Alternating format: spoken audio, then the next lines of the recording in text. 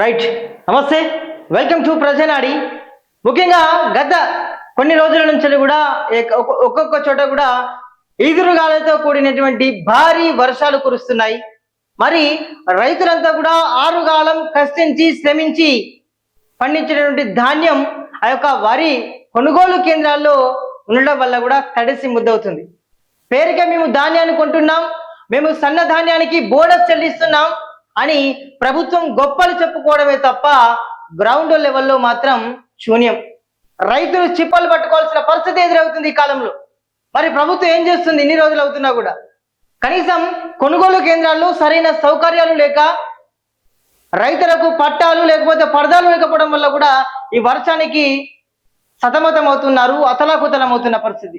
నిజంగా రైతులకు ఆత్మహత్యలే శరణ్యంగా ఉంటున్నాయి. ఆత్మహత్యలు ఇంకెప్పుడు అవుతాయి?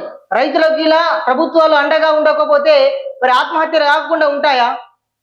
రైతులకు ఆ పెట్టుబడి పెట్టినటువంటి పైసలు కూడా రాకపోవడం వల్ల కూడా అప్పులు ఎలా తీర్చాలి అనే ఉద్దేశంతో ఆలోచించి పురుగుల మందు తాగి చచ్చిపోతారు రైతులు. మరి ప్రభుత్వాలు ఏం చేస్తున్నాయి? కొన్ని ప్రభుత్వాలు మారాయి. 10 సంవత్సరాల ప్రభుత్వంలో అట్లనే ఉంది. ఈ సంవత్సరంలో కాంగ్రెస్ ప్రభుత్వ హయాంలో కూడా ఇలానే ఉంది. మరి రైతులను పట్టించుకునే నాదుడే ఇంకా దొరకడం లేదు. రైతుల పక్షపాతిగా ఉంటున్నామని చెప్తున్నారు, కానీ ఇవాళ కూడా రైతులను కనీసం పలకరించిన దాఖలాలే లేవు. కేవలం ఫోటోలకు ఫోజులు ఇచ్చినే తప్పించి ఒక్కడు కూడా మంచి పని చేస్తలేడు. ఒకసారి చూద్దాం. స్వేచ్ఛలో ఒక మంచి ఐటమ్ వచ్చింది. కొనుగోలు కేంద్రాలు అసౌకర్యాల నిలయాలు. ఓవైపు అకాల వర్షాలు, వేగం పుంజుకోని తూకాలు, నిర్లక్ష్యం చేస్తున్న అధికారులు, ఆందోళనలో రైతులు. ఉమ్మడి వరంగల్ జిల్లా వ్యాప్తంగా అడకత్తెర పోకడలా వరి రైతుల పరిస్థితి తయారైంది. ఓవైపు అకాల వర్షాలు భయపెడుతుండగా, మరోవైపు తూకాలు, తరలింపులో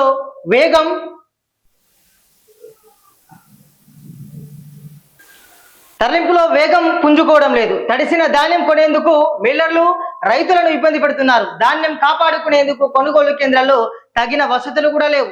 ఇలా ఎటు చూసిన అన్ని సమస్యలు చుట్టుముట్టి ఆరుగాలం కష్టపడి పండించిన అన్నదాతలను ఇబ్బందులు పాలు చేస్తున్నాయి ప్రభుత్వాలు.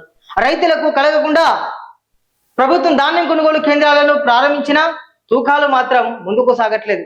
దీంతో ఏ ధాన్యం కొనుగోలు కేంద్రంలో చూసినా కూడా రోజుల తరబడి ధాన్యాలు దర్శనమిస్తున్న పరిస్థితి. ఇక తడుపుతున్న వానలు, కొర్రీలు పెడుతున్న మిల్లర్లు.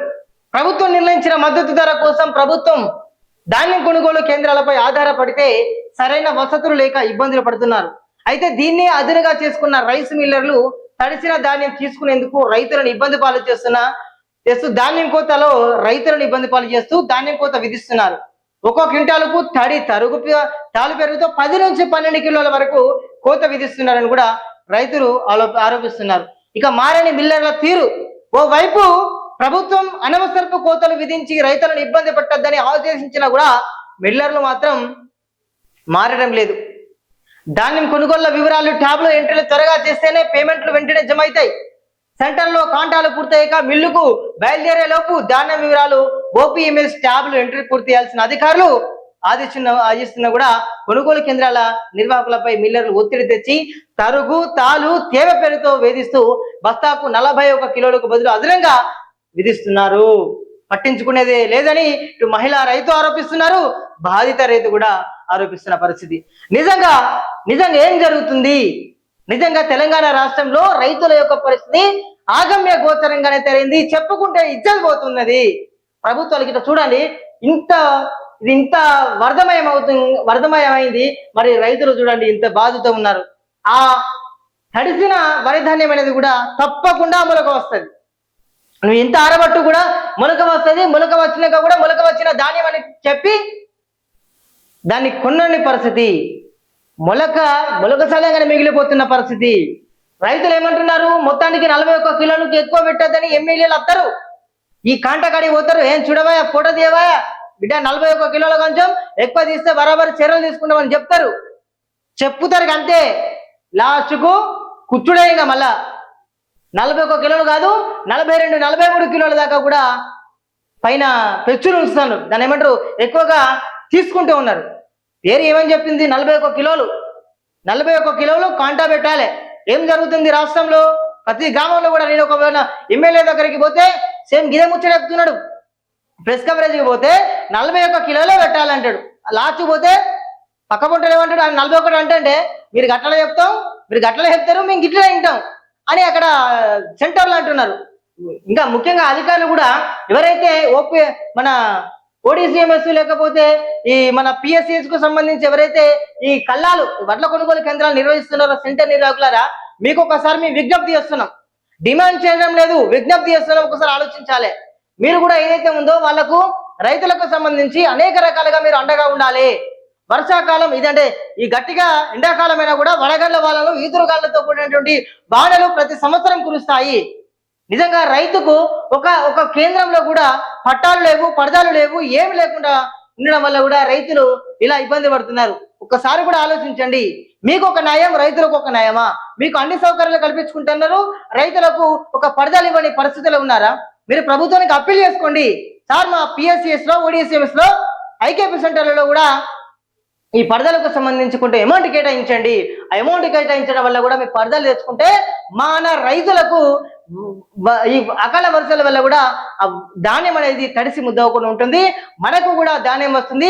మన తరపున కూడా ప్రభుత్వం తరపున కూడా సన్నబియ్యం ఇస్తానే కదా, ఆ సన్నబియ్యంలో కూడా మనం పాలు పంచుకునే వాళ్ళం అవుతాం సారు. లేకపోతే కొరత వస్తుంది, మనమే వేరే రాష్ట్రం నుంచి వేరే దేశం నుంచి దిగుమతి చేసుకోవాల్సిన ఆవశ్యకత ఉంటుందని మీరు చెప్పండి.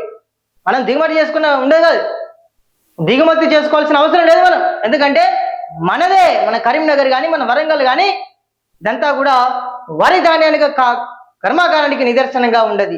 ఎందుకంటే ఎక్కువ విస్తీర్ణంలో వరి పండిస్తున్నటువంటి మన రాష్ట్రంగానైతే ఇది పేరు పొందింది. ఎందుకంటే తెలంగాణ సోనా కాబట్టి రకరకాల రకాలు వస్తున్నాయి, దానివల్ల కూడా రైతులకు దిగుబడి వస్తుంది. కానీ ఇక్కడ అసౌకర్యాలు కల్పించడం వల్ల కూడా రైతులు నిజంగా ఆగమాగం అవుతున్నారు, కంట నీటితో వాళ్ళు వలవలబోతున్నారు. ఇప్పటికైనా ఏదైతే ఉన్నదో మామూలుగా మిల్లర్లు కూడా మిల్లర్లు మీరు ఎందుకు నిర్లక్ష్యం చేస్తున్నారు? మీదేమైనా సమస్య ఉంటే మీరు ప్రభుత్వానికి నివేదిక వేయండి. మీరు చేసే ధర్నాలు గిట్ట వేయండి 1 రోజులు. ఎందుకంటే మీ వల్ల అంటే మీరు ఏం చెప్పుకోకపోవడం వల్ల కూడా ఏదైనా చెప్పుకుంటే కదా తెలిసేది. మీరు ఏమన్నా లెటర్ల ద్వారా కాదు, మీరు పోవాలి, కలవాలి, మాకు ఈ డిమాండ్ ఉంటుంది, ఇప్పుడే కొనుగోలు చేస్తే మరి చెప్పుకోవాలి. మీరు చెప్పుకోకపోవడం వల్ల లాస్ట్కి ఎవరు ఇబ్బంది పడుతున్నారు? రైతులు ఇబ్బంది పడుతున్నారు. రైతులకు మీరు నిజంగా ఒక అండగా ఉండాల్సినటువంటి మిల్లర్లు మీరు ఇలా చేస్తే ఎలా? మీ మిల్లర్లు మీ సమస్యలు ఉంటాయి, ప్రతి ఒక్కరికి సమస్యలు ఉంటాయి. ఎందుకంటే ఇది బాయిల్డ్ రైసు, రా రైస్, ఇదన్నీ సమస్యలు ఉంటాయి. ఒక రైస్ ఇక్కడ పోదు, ఒక రైసు మనలో కొనాలనేటువంటి ఒక ఉద్దేశం ఉంటుంది, నేను కాదనట్లేదు. కానీ మీరు తప్పకుండా ఎవరైతే ఉన్నారో మీ శాఖకు సంబంధించినటువంటి వాళ్ళని కలవండి. మీ మంత్రికి, మీ ముఖ్యమంత్రులకు మీరు అప్పీల్ చేసుకోండి, సార్ మా బాధలు ఉన్నాయని. మీరు లేట్ చేస్తే నిజంగా రైతులు ఇంకా ఆగమవుతారు. మీకేదో సమస్యలు ఉన్నాయని మాకు తెలుసు, కానీ రైతుల సమస్యలు మరి మీరు వీళ్ళుంటేనే కదా మీ మిల్లులు నడిచేది. వీళ్ళు వండించకపోతే మీ మిల్లులు ఎక్కడ నడుస్తుంది? కొన్ని కోట్లు పెట్టి మీరు కట్టుకున్నారు, బ్యాంకులలో రుణం తీసుకొని వాటికి చెల్లిస్తూ మీరు కట్టుకున్నారు. మరి వీళ్ళ దగ్గరనే కదా మీరు ధాన్యం కొనగలిగాల్సింది. మీరు పైసా తినాలే, రైతులు కూడా ఒక పైసతోటి వాళ్ళు పండించడానికి కష్టానికి ఫలితంగా ఉండాలి కదా. ఇప్పటికైనా తెలంగాణ సర్కారు, అదేవిధంగా పిఎస్సిఎస్, ఓడిసిఎంఎస్, ఐకేపీ సెంటర్లు నిర్వహిస్తున్నటువంటి వారు, అదేవిధంగా నియోజకవర్గంలో ప్రాతినిధ్యం వహిస్తున్నటువంటి ఎమ్మెల్యేలారా మీకు విజ్ఞప్తి ఇస్తున్నాం. రైతులను ముప్పు తిప్పలు పెట్టకండి. రైతులను ముప్పు తిప్పలు పెట్టినటువంటి ప్రభుత్వాలు ఏ ఒక్క ప్రభుత్వం కూడా 5 సంవత్సరాల కన్నా ఎక్కువ లేదు.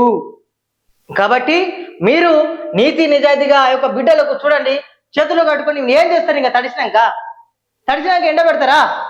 ఎండబెట్టినప్పుడు ఏమన్నది? తర్వాత మొలకలు వచ్చుడే, అది ఆ నీళ్ళు పోవడానికే 2-3 రోజులు పడుతుంది. 24 నుంచి 48 గంటలలో మొలక శాతం వస్తాయి, ముక్కులు పలుగుతాయి నీళ్ళల్లో ఉంటే. అవునా కాదా? దీన్ని బట్టి ఒకసారి ప్రభుత్వాలు కూడా ఆలోచించాలి. మిల్లర్లు కూడా మీ సమస్యలు ఉంటే మీ సమస్యలు ప్రభుత్వం తీసుకురండి. కానీ మీరు లేట్ చేసి ఈ ధాన్యాన్ని కొనుగోలు చేయకుండా మీరు చూస్తున్నారు. తప్పకుండా దీనిపైన ప్రభుత్వం, అదేవిధంగా ఉన్నటువంటి ఎమ్మెల్యేలు మీరు పోతున్నారు, ఫోటోలకు పోతులు తప్పించి మీరు చేసింది ఏమి లేదు. కాబట్టి ఇప్పటికైనా మీరంతా కూడా ఈ యొక్క రైతుల యొక్క కష్టాలను మీరు చూసి ప్రభుత్వానికి నివేదిక అందించి రైతుల పక్షాన నిలబడతారని కూడా మేము ఆశిస్తున్నాం. Thank you so much.